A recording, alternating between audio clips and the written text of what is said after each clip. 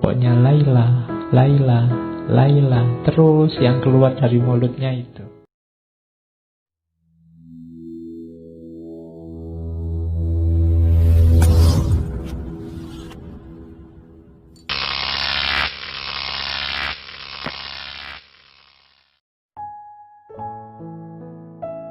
Qais ini idola pokoknya di sukunya, sehingga nanti oleh ayahnya dia jadi harapannya suku, disekolahkan di tempat yang elit, pokoknya sekolah unggulan kalau hari ini. Nah, di sekolah unggulan ini ya nanti ketemu Laila. Ya, karena sama-sama anaknya ketua suku, berarti kan terawat pasti. Laila dikenal kecantikannya, kalau Majnun dikenal ketampanannya. Jadi yang ganteng ketemu yang cantik, masuk akal. Ya, ya. Sebenarnya ceritanya bisa dibikin tragis itu. Tapi kalau di Laila Majnun yang ingin ditonjolkan bukan itunya, tapi bagaimana orang ketika sudah dilanda cinta itu sudah lupa dengan semuanya. Harusnya begitu. Kalau kita sudah merasa cinta sama Allah, rasanya semua yang lain tidak berarti. Kamu boleh mengklaim, Pak, saya sudah cinta sama Allah, kalau apapun yang lain di dunia sudah tidak ada artinya. Kalau kamu masih panik, masih sumpek, masih gelisah, masih khawatir, masih takut oleh apapun hal yang bukan Allah, berarti belum cinta. Cirinya itu nanti ditunjukkan oleh Nizami lewat Laila Majnun.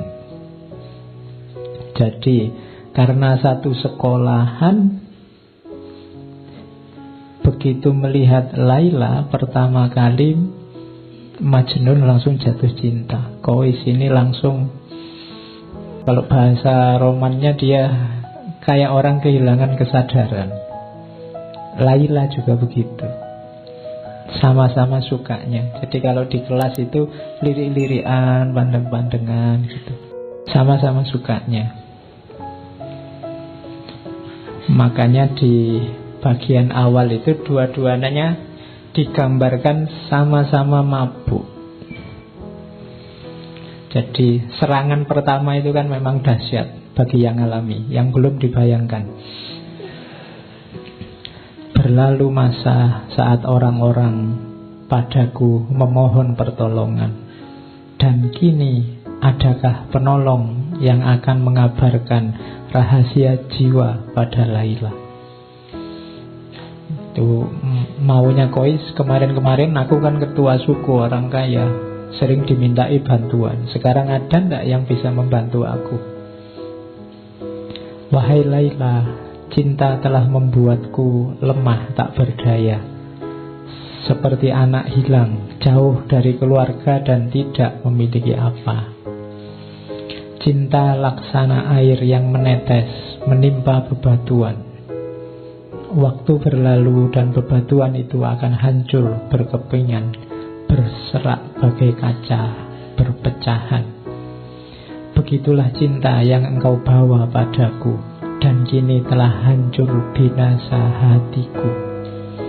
Hingga orang-orang memanggilku si gila, yang suka merintih dan menangis sedih. Mereka mengatakan aku telah tersesat.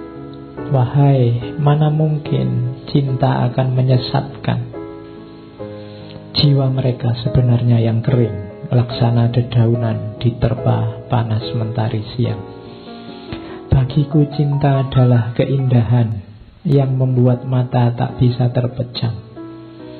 Pemuda mana yang bisa selamat dari api cinta? Nah, itu Majnun. Majnun ini, Qais ini dikenal pintar membuat syair-syair indah. Yang menyusun Nizami sebenarnya, cuma atas nama Qais. Jadi nanti ceritanya Qais ini, apalagi waktu gila itu sering dikerumuni orang karena syairnya ditunggu-tunggu. Jadi Dia kayak orang tidak terawat, tidak pakai baju, rambutnya gondrong, tapi orang berkumpul nunggu syairnya yang keluar. Karena syair-syairnya indah, makanya banyak yang hafal. Saya bilang tadi sebelum ditulis oleh Nizami, sebelumnya orang sudah kenal dan syair-syairnya Kois ini banyak dilakukan.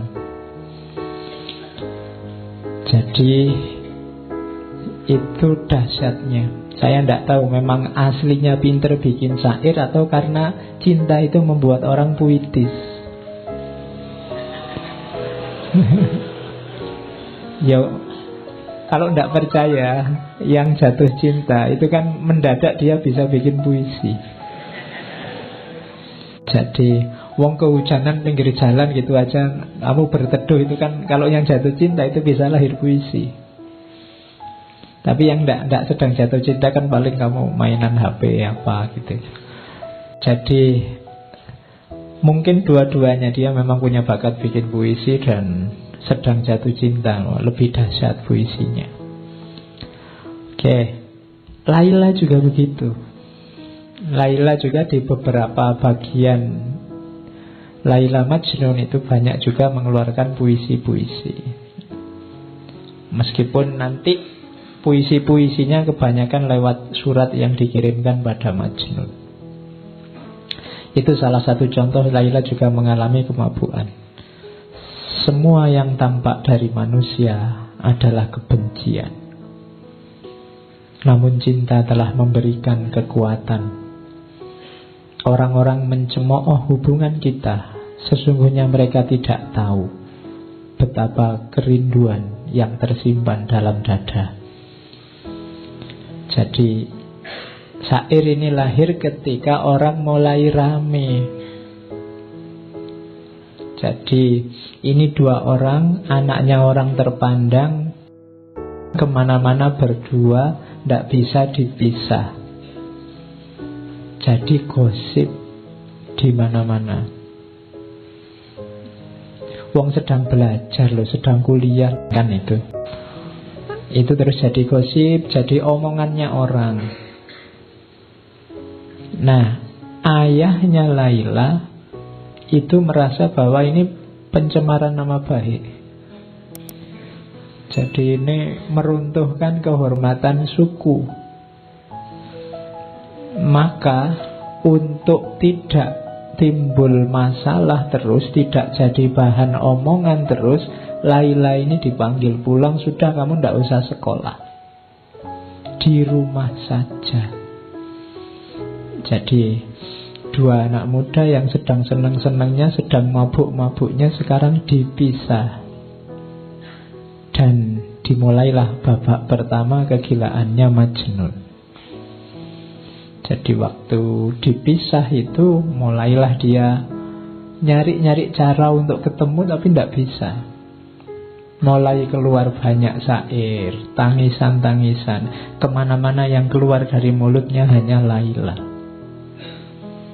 Pokoknya Laila, Laila, Laila. Terus yang keluar dari mulutnya itu. Ini pelajaran sebenarnya dari Nizami. Kalau kalian memang sedang jatuh cinta sama Allah, akan keluar secara otomatis dari mulutmu nama Allah. Kamu sengaja atau tidak, pasti akan keluar. Kalau itu memang cintamu pada Tuhan sudah tumbuh dalam hatimu, tidak bisa dipaksa. Mungkin sekali-sekali kamu, Pak, saya ingin jadi orang kaya wali-wali sekti itu, dari mulutnya Allah terus. Mungkin 5 menit kamu bisa Allah, Allah, bariku ya lali. Kenapa? Fondasinya belum ada. Ya tekadmu ada, tapi fondasinya belum. Cinta. Kalau sudah cinta, tidak perlu dipaksa, otomatis. Tidak perlu kamu, pokoknya Pak, setiap malam saya baca sekian ribu kali namanya Allah. Tidak harus kamu patok begitu, otomatis akan keluar ketika cinta itu ada dalam dirimu. Makanya latihanlah jatuh cinta. Jiwamu biar paham, oh kayak gini cinta itu. Itu yang dialami oleh Majnun. Kemana-mana yang dia sebut hanya nama Laila.